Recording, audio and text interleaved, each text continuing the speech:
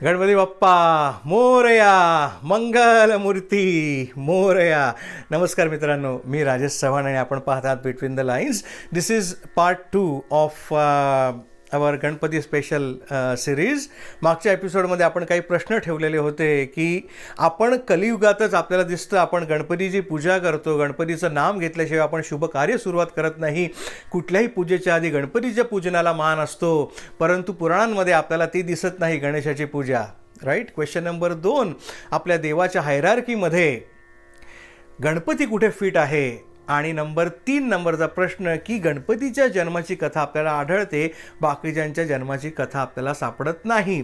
अर्थातच याचं उत्तर आपण मागेच दिलेलं आहे, कारण गणपती वॉज इंट्रोड्यूस्ड लॅटर. आणि का, त्याच्या जन्माच्या कथेमध्येच या गणपती बाप्पाचं सगळं रहस्य दडलेलं आहे. सो लेट्स गेट स्टार्टेड मित्रांनो.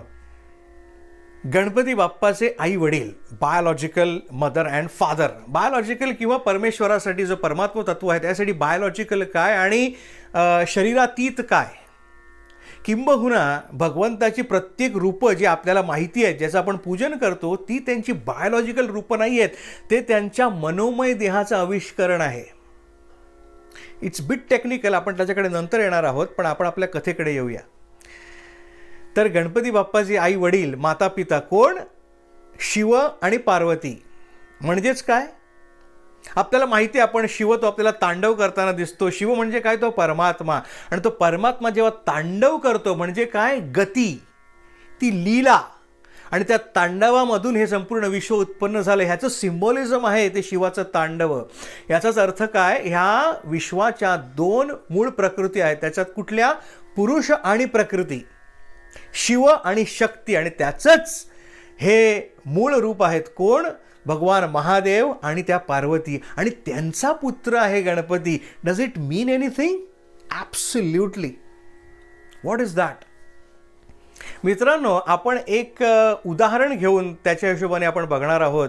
आपण म्हणतो गणपती हा या विश्वाचा घनप्राण आहे. आता घनप्राण ही कॉन्सेप्ट कळायला थोडी अवघड आहे, ती आपण एक सोपी करून बघूया. विश्वाचा घनप्राण म्हणजे काय, तर मित्रांनो आपण उदाहरण घेऊया पाण्याचं. पाणी जेव्हा विश्व उत्पन्न झालं तेव्हा त्याच्याबरोबरच पाणीही उत्पन्न झालं, जल. आणि तेव्हा जेवढं उत्पन्न झालं, जे काही लिटर पाणी उत्पन्न झालेलं आहे तेवढंच पाणी अजूनही आहे. त्याच पाण्याची वाफ होते, तेच पाणी वर जातं, त्याचे ढग बनतात, पाऊस पडतो आणि खाली येतो आणि आपण ते पाणी वापरतो, परत समुद्रात जातो, परत त्याचं सगळं जे चक्र आहे ते अविरतपणे चालू राहतं. सो पाण्याचं व्हॉल्यूम जे आहे ते स्थिर आहे आणि ते फक्त मॉड्युलेट होत राहतं. आणि that's how we get our water supplies.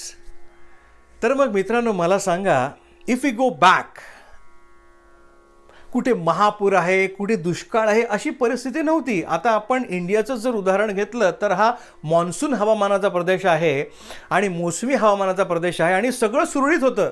म्हणजे अगदी माझ्या लहानपणीसुद्धा मला आठवतं आहे की जूनच्या 5-6 तारीख निघून गेली की दॅट वॉज द टाईम जेव्हा पावसाच्या पहिल्या सरी बरसणार आणि गणपती येता येता म्हणजे भाद्रपद होता होता तो पाऊस आटोपत घ्यायचा आणि बाकी अवेळी पाऊस पडायचा नाही. हे सगळं सृष्टीचं ऋतुचक्र, जलचक्र सगळं नियमित होतं.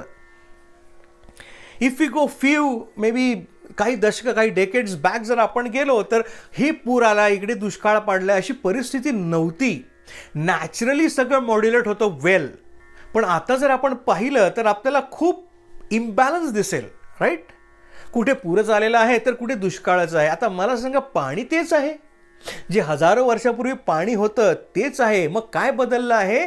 पाण्याचा विनियोग, त्याचं जे जलचक्र आहे, त्याचं जे डिस्ट्रीब्युशन आहे, त्याचं जे मॉड्युलेशन आहे ते बदललं आहे. का बरं? का? Why did it change? What has changed? This global warming and all? Yes, you can say that. पण त्याच्याही पेक्षा महत्त्वाचं काय आहे मित्रांनो, तर हे सगळं सृष्टीचं चक्र त्या परमेश्वराने जेव्हा निर्माण केलं तेव्हा या सगळ्यासाठी मूलभूत जर कुठली गोष्ट असेल तर तो आहे सत्वगुण. ते म्हणजे पावित्र्य.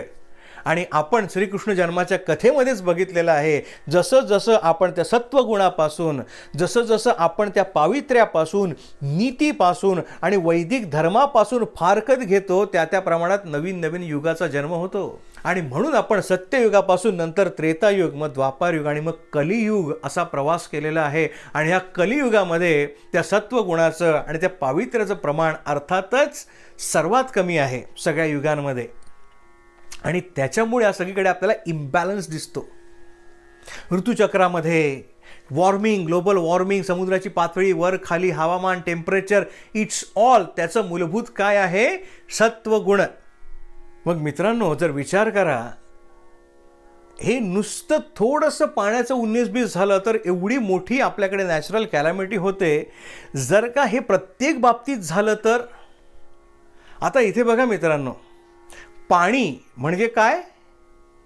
आपण मगाशी बघितलेलं शिव आणि शक्ती. ह्यातलं पाणी हे आपण पकडूया शिव, आणि शक्ती म्हणजे काय? जेव्हा ते त्याचं जलचक्र होतं, ते गतिमान होतं, तेव्हा ती शक्ती. आणि ते जलचक्र आहे आणि ते गतिमान सुद्धा होत आहे, परंतु वेन इट इंटरॅक्ट्स विथ अस, जेव्हा त्या जलाचा विनियोग होतो आमच्या बरोबरती, तेव्हा ती जी शक्ती निर्माण होते त्याच्यामध्ये, त्या वापरातून त्या पाण्याच्या, त्याला आपण म्हणूया घनप्राण. ह्या विश्वामधल्या द्रव्य शक्तीचा म्हणजेच काय? ती पार्वती. त्या द्रव्य शक्तीच्या वापरातून किंवा विनियोगामधून आपल्या त्रिविध देहामध्ये जे काही स्थूल शक्ती निर्माण होते त्याला घनप्राण असं म्हणतात. अजून थोडंसं सिम्प्लिफाय करण्याचा प्रयत्न करूया. आपण म्हणतो एखादी गोष्ट मला धार्जिणी नाही, नाही हे शर्ट मला अनलकी आहे, नाही ही गोष्ट घेतली की काहीतरी झोल होतो, नाही नाही हे माझ्यासाठी खूप शुभ आहे, हे माझ्यासाठी खूप लकी आहे. म्हणजेच काय? म्हणजेच त्याचा घनप्राण जो आहे तो माझ्यासाठी पूरक आहे. आणि जर एखाद्या वस्तूचा, एखाद्या ते द्रव्य म्हणजे काय? Again we are linking back to it. द्रव्य शक्ती म्हणजे काय? ती पार्वती. त्याच्या वापरातून जी घनप्राण निर्माण होतो तो माझ्यासाठी धार्जिणा आहे की नाही, त्याच्यावरती आपण म्हणतो ही गोष्ट माझ्यासाठी लकी आहे की अनलकी आहे. It doesn't vibe with me well. तर मित्रांनो, मगाशी आपण पाण्याच्या उदाहरणामध्ये बघितलेलं आहे की त्याच्यात थोडंसं जरी असंतोल झाला तरी एवढी मोठी नैसर्गिक आपत्ती येते. तर मला सांगा, जर का प्रत्येक गोष्टीमध्ये जर हे घडायला लागलं, फॉर एक्झाम्पल मी झाडं लावत सुटलो आणि त्या झाडांना कीडच सगळ्या लागत गेल्या, मला फुलंच जर मिळाली नाहीत तर? मी हवा जी आता निर्धास्तपणे श्वास घेतो आहे, ऑक्सिजन त्याच्यामधला संपला किंवा तो दूषित झाला तर? मित्रांनो, विचार करा. आणि असं जर प्रत्येक गोष्टीमध्ये व्हायला लागलं, मी भाजी आणली, ठेवली फ्रीजमध्ये, काय नाही, सडली. भाजी बनवली, अरे घाणच झाली. अन्न, वस्त्र, निवारा ह्या ज्या काही गोष्टी आहेत मित्रांनो, त्या सगळ्या we continue to use it आणि we continue to get the benefit of it. परंतु नॅचरली नियमानुसार जर आपण बघितलं तर हे शक्य नाही. जसं जसं आपण एका युगातून दुसऱ्या युगात प्रवेश करतो तशी तशी ती जी शक्ती आहे ती माणसासाठी असहाय्यकारी बनते. It goes against the man.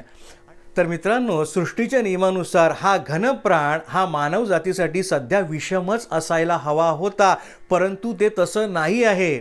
मी अजूनही बी लावलं की रोपटं उगवतं, मी अजूनही अन्न शिजवलं की उत्तम अन्न शिजतं, मी अजूनही भरभरून हवा आत घेतो आणि त्याच्यातून मला ऑक्सिजनच मिळतो. माझं अन्न जे आहे ते नासत नाही अवेळी, ते तसंच टवटवीत राहतं आणि ते फ्रेश खातो आणि त्या अन्नाचे खाल्ल्यानंतर जे मला जीवनसत्व मिळायला पाहिजे ती तशीच मिळतात. मित्रांनो, हे का होतं? ह्याला कारणच मुळात गणपती आहे मित्रांनो. कसं काय? Bit confused? This is what our topic is. तर जेव्हा असं झालं की एकंदर ह्या सृष्टीमधलं पावित्र्य क्षीण झालं, तेव्हा काय झालं? हा विश्वाचा घनप्राण जो आहे तो मानवासाठी विषम झाला. आणि त्यातून काय झालं तर या सृष्टी निर्मितीची सर्वोच्च रचना म्हणजे काय? मानव. आणि ह्या मानवाच्या विकासाची जी गती आहे तीच अवकुंठित झाली. म्हणजे आता हा कुठे पुढे जाणार? कुठे पुढे जाऊ शकत नाही. कारण पुढे जाण्याकरिता तुमचा एक बेस पाहिजे ना. आपण म्हणतो ना माझं घर सलामत, आपल्या मराठीमध्ये म्हण आहे, ह्याला घर नाही सावरत आणि चाललंय जग जिंकायला. मला जग जिंकायचं असेल तर पहिलं मला घर सावरलं पाहिजे. आपण म्हणतो मानवाच्या प्राथमिक गरजा अन्न वस्त्र निवारा, तसंच हा जो घनप्राण आहे तो मला सहाय्यकारी असणं ही माझी मूलभूत गरज आहे. त्याच्यानंतर मी प्रगती करू शकतो, मी शोध लावू शकतो, मी सायन्समध्ये डेव्हलपमेंट करू शकतो, मी पाणबुडी शोधू शकतो, मी रॉकेट शोधू शकतो. पण ते करण्याच्या आधी माझं सर्वायवल इज व्हेरी इम्पॉर्टंट. आणि ते सर्वायवल होणं कठीण बसलेलं का? कारण आपण बघितलेलं आहे सत्वगुणाचं क्षीण होणं, पावित्र्याचं क्षीण होणं. मग आता ह्या मानवाचं होणार काय? हे काही साधं सुद्धा गणित नाही आहे. हा महाभयंकर असुर आहे, हा ब्रह्मा राक्षसासारखा एवढा मोठा प्रश्न आहे, हा काही छोटा प्रश्न नाही आहे. हा निकालात काढायचा कसा? आकाशाला पडलेलं ठिगळ शिवणार कोण? पण मित्रांनो, इकडे जी आहे ना ती परमेश्वरी लीला, परमेश्वरी योजना कसं कार्य करते याचं एक अत्यंत उत्तम उदाहरण आहे. आपण त्या गोष्टी ऐकल्या असतील लहानपणी की एक राक्षस असतो मोठा आणि त्याचा प्राण जो आहे तो एका पोपटामध्ये असतो आणि तो पिंजऱ्यामध्ये बंद असतो आणि त्या पोपटाची मान पिरगळली की राक्षसही मरणार. हे असंच काहीसं इथे प्रिन्सिपल वापरलेलं आहे. हा प्रॉब्लेम मोठा आहे, विश्वाचा घनप्राण. आणि हा घनप्राण जो आहे तो मानवावरती रुसून बसलेला आहे. मग ह्याला मानवासाठी सहाय्यकारी करायचं कसं? तर हा विश्वाचा जो घनप्राण आहे त्याला आपण पकडूया आपण मगाच्या भाषेमध्ये की तो राक्षस इज मी जस्ट उपमा दिलेली आहे तो. मग आता मला त्याला फिक्स डायरेक्टली करता येत नाहीये. मग मला काय पाहिजे? तर मला तो पोपट पाहिजे. जसं पोपटाची मान पिरगळली की तो राक्षसही त्याची मान पिरगळून तिकडे मरणार आहे, तसंच मी जर या पोपटाला पुष्टी करायचं ठरवलं, मी त्या पोपटाला काही फीड केलं चांगलं तर ते त्या राक्षसालाही पोचणार आहे, राईट? मग जसं मला जर घनप्राण फिक्स करायचा आहे, तो मला सहाय्यकारी करायचा आहे, तर मला जर घनप्राण फिक्स करता येत नाही आहे तर मग त्याचाच प्राण असलेला तो पोपट मला निर्माण करायचा आहे. म्हणजेच काय की जो घनप्राण जो आहे त्याचं स्थूल स्वरूप मला निर्माण करायचं आहे इन अ फिजिकल फॉर्म, की जो आय कॅन ट्रेन, राईट? हा जो घनप्राण आहे, हा जो मूळ घनप्राण आहे तो सृष्टीच्या नियमाप्रमाणे चालणार आहे आणि त्याचं अधिष्ठान काय आहे? पावित्र्य. त्याच्यामध्ये चेंज होऊ शकत नाही. म्हणून त्याचं स्थूल स्वरूप जर का त्याचं निर्माण केलं आणि त्याला ट्रेन केलं मानवाला सहाय्यभूत होण्याकरिता, तर प्रॉब्लेम सॉल्व्ह होऊ शकतो. Are you getting me? Are you with me? जसं पोपट आणि तो राक्षस, तसंच हे जे पॅरलल आहे, विश्वाचा घनप्राण आणि त्याचं स्थूल स्वरूप. आणि त्याचं स्थूल स्वरूप म्हणजे काय? म्हणजेच गणपती. आणि मित्रांनो, ही जेव्हा योजना त्या परमेश्वरींनी आखली तेव्हा तिने प्रथमतः त्या पार्वतीला पाचारण केलं आणि तिला सांगितलं की आता तू ह्या विश्वाचा जो घनप्राण आहे त्याला पुत्र रूपाने धारण कर. आणि म्हणून आपण बघितलेलं आहे मित्रांनो, आपल्याला बाकी कोणाच्या देवतेच्या जन्माची कथा सापडत नाही, परंतु आपल्याला गणपतीच्या जन्माची कथा सापडते. कारण इट वॉज इंट्रोड्यूस्ड लॅटर, ती काळाची गरज होती. आणि म्हणून त्या पार्वतीनी गणपतीला पुत्र म्हणून धारण केलं. आणि म्हणून आपण म्हणतो पार्वतीच्या मळापासून गणपती उत्पन्न झालेला आहे. म्हणजेच काय? त्या द्रव्य शक्तीच्या वापरामधून जो घनप्राण निर्माण होतो तो म्हणजे गणपती. आणि मग हा गणपतीचा जेव्हा जन्म झाला, तो अर्थात माघीमध्ये आपण सेलिब्रेट करतो गणेश जयंती, त्या दिवशी गणपतीचा जन्म झालेला आहे. मग आपण मुळात गणेश चतुर्थी कशाला सेलिब्रेट करतो? तर मित्रांनो, या दिवशी जो आहे तो गणपती त्याच्या कार्याकरिता सिद्ध झालेला आहे. कार्य कुठलं? दोनच. आपण गणपतीला आरतीमध्ये सुरुवातीला काय म्हणतो? सुखकर्ता दुःखहर्ता वार्ता विघ्नाची. गणपतीची दोन कार्याची मूलभूत तत्व आहेत. एक म्हणजे काय? सुखकर्ता, हे त्याचं कार्य आहे, आणि विघ्नहर्ता हे त्याचं ब्रीद आहे. सुख करता. याचाच अर्थ काय, मी जो प्रत्येक पदार्थ द्रव्यशक्ती वापरतो त्याच्यातून माझ्यासाठी सुख उत्पन्न व्हावं म्हणून तो सुख करता. आणि त्या द्रव्यशक्तीच्या वापरातून जर का काही विघ्न उत्पन्न होत असेल तर त्या विघ्नाचा नाश करावा आणि त्याचे सगळे फायदे मला मिळावेत. म्हणजे मी जेवण खाल्ल्यानंतर त्याच्यामधनं जे काही मला व्हायटमिन्स मिळाले पाहिजेत, जे काही इसेन्शियल जीवनसत्व मिळाली पाहिजेत ती मला मिळालीच पाहिजेत. म्हणजेच काय, ते अन्नातून माझ्यासाठी सुख उत्पन्न झालं पाहिजे. आणि त्याच्यातनं जर काही दुःख उत्पन्न होणार असेल त्याच्या विनियोगातून तर त्याचा नाश झाला पाहिजे. म्हणजेच काय होईल, म्हणजेच आपण मगाशी बघितल्याप्रमाणे माझं घर जे आहे, माझ्या बेसिक गरजा ज्या आहेत त्यात टिक होतील, माझं सर्वायवल जे आहे त्याला टिक होईल. आणि मग हा मानव जो आहे तो आपल्या स्वतःची अधिकाधिक प्रगती करू शकेल. आणि मित्रांनो, याच्याकरिता या कलियुगामध्ये गणपती बाप्पाला अनन्य साधारण महत्त्व आहे. कारण without Ganpati Bappa we can't even be in existence. आपलं अस्तित्वच राहू शकत नाही. आपण जे काही हॉलिवूडच्या मूव्हीजमध्ये बघतो ते अकराळ विक्राळ विचित्र सगळं काहीतरी घडत असतं, काहीतरी सगळं विचित्रच असतं. सृष्टीमधले सगळे कलर सगळे विचित्र झालेले असतात, पाण्याचा कलर बदललेला आहे, हवेमध्ये सगळं विषारी काहीतरी झालेलं आहे, अशी सगळी परिस्थिती येऊन ठेपली असती. पण ती ठेपली नाही का, कारण गणपती जो घनप्राण आहे त्याचं स्थूल रूपामध्ये अवतरण केलेलं आहे आणि त्याला ट्रेन केलेलं आहे. कशासाठी, की तो घनप्राण जो आहे तो मानवासाठी पूरक नाही आहे, परंतु गणपती बाप्पाला त्याच्या कार्याचं काय तत्व झालं, त्याच्या कार्याची दिशा काय, त्याचं मूळ कार्य काय, मानवासाठी सहाय्यकारी होणं. म्हणून गणपती हा मानवाचा सगळ्यात जवळचा मित्र आहे मित्रांनो. आणि म्हणून आपल्या सगळ्यांना ते गणपती एवढा लाडका आहे, आपल्या सगळ्यांचं आराध्य दैवत आहे, नवे नवे असायलाच हवं.